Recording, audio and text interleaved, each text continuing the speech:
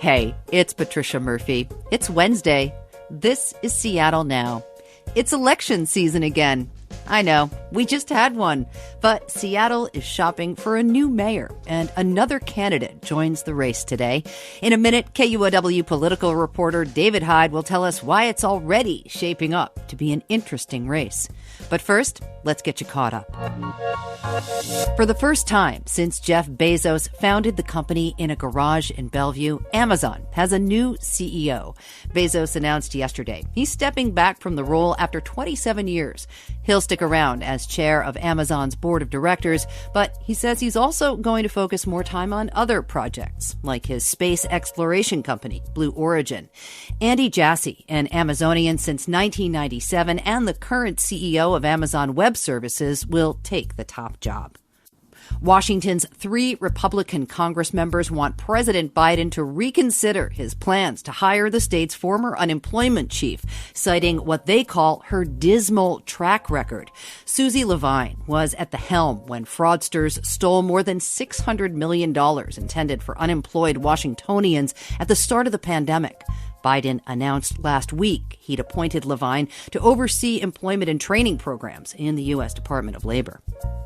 And Trader Joe's seems to be taking a cue from the Seattle City Council. Yesterday, the company announced a $4 an hour pay bump for its workers across the entire country, apparently in response to new rules in Seattle and other cities requiring grocery stores to give workers hazard pay.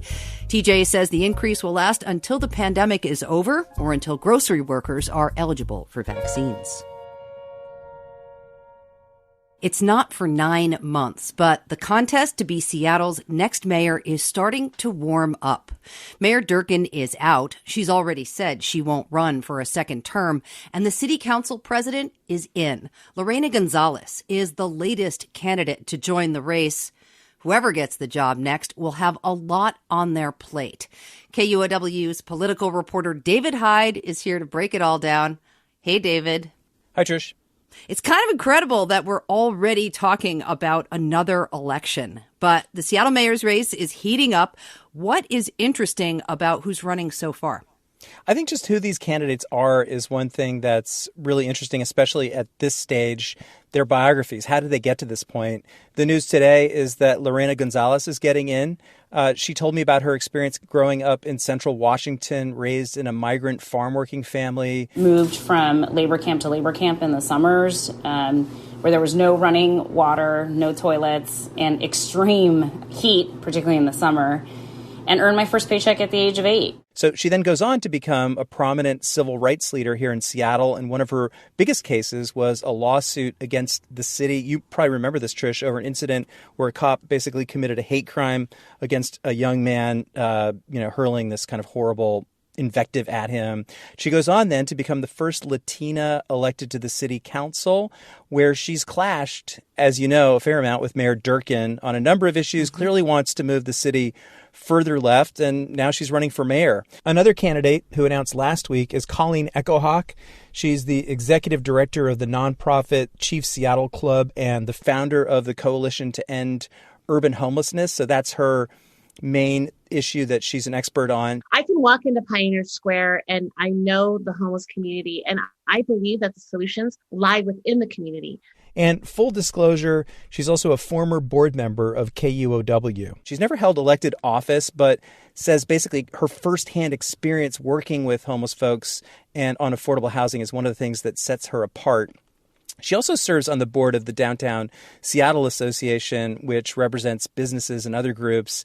And that group, of course, has been very critical of the city council's approach to issues like public safety. For her part, Echohawk says basically she would listen to everyone. It's only February. What's interesting about the mayor's race this early on? I think just that the race is starting to take shape. And it's starting to become clear, if you're a voter, that you're going to have some choices on all of the top issues. Basically, should the city move further left, more in the direction that it's headed, or more center left? Echohawk, of course, is very progressive, but she seems to be staking out a position slightly to the center compared with, say, Lorena Gonzalez.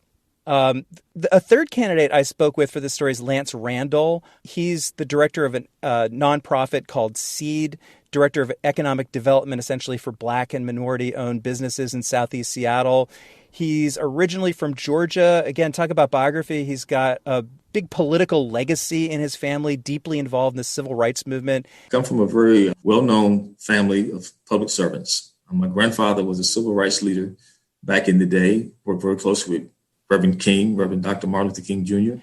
One of his big issues, he says, the city of Seattle is essentially not listening enough to businesses, big and small businesses. So within the realm of Seattle politics, I think, he'd be a little bit more to the center compared to either of these candidates.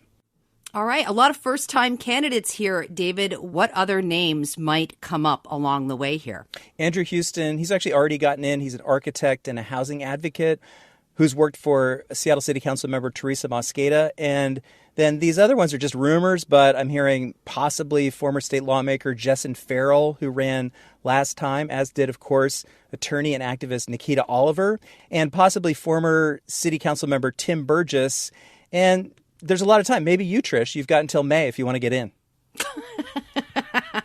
That's right. There is a little time. All I have to do is get it together and think about some plans for the city. It has been such a tumultuous year, and Seattle and the people who live here, we've really been through it, David, and I'm curious what the political climate will be around the candidates in this race for mayor. Yeah, I mean, Seattle isn't as polite as it used to be, and the country isn't as polite as it used to be when it comes to politics. So I think you have to have really thick skin. I think it's pretty obvious nationally in terms of what's been going on. But even here, where it's not left versus right, it's left versus left, but you just have to look at Twitter to feel the rancor. And Seattle is a solidly Democratic city, and we like to think of ourselves as progressive. Durkin says she's a progressive. What does it mean that she isn't running for re-election? Yes, I think if you're implying that maybe the city's been moving a little bit further left, certainly it has. Certainly it has since I moved here in the mid-2000s. And the question is that really why Durkin decided not to run? She says it's because she needed to focus on things like COVID, and that, of course, the political atmosphere in Seattle maybe played a role. But maybe, she didn't think that she was the right person for the job at this time, perhaps. But, ultimately, it's going to be up to voters to decide which direction they want to go. And I don't think we know yet. Yeah.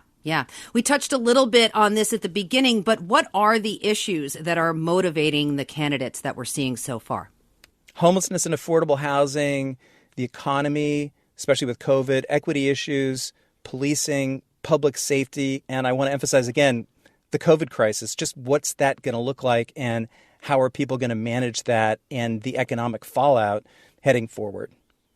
David, we are still early in this process. What are you watching for as this race unfolds? Politics is a story about people running for office, and some people aren't that interested in politics, they say, but politics is really about the future of Seattle. What do you want? Where do people want this city to go next? And so I think in terms of our reporting, at least, we want to hear from regular people and have them help us and let their issues guide our coverage and then ask the candidates, okay, what are you going to do about that? And it'll be interesting to see if we maintain the level of involvement in the political process that we did through the presidential race. Yeah, that's a great question. I mean, I think,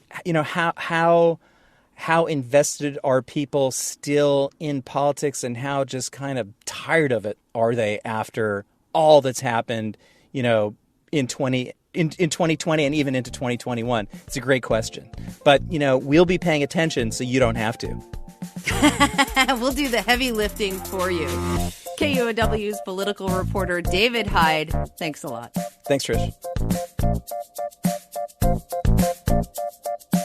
Seattle Now is produced by Caroline Chamberlain Gomez, Clare McGrane, and Jason Pagano. Matt Jorgensen does our music. I'm Patricia Murphy. See you tomorrow.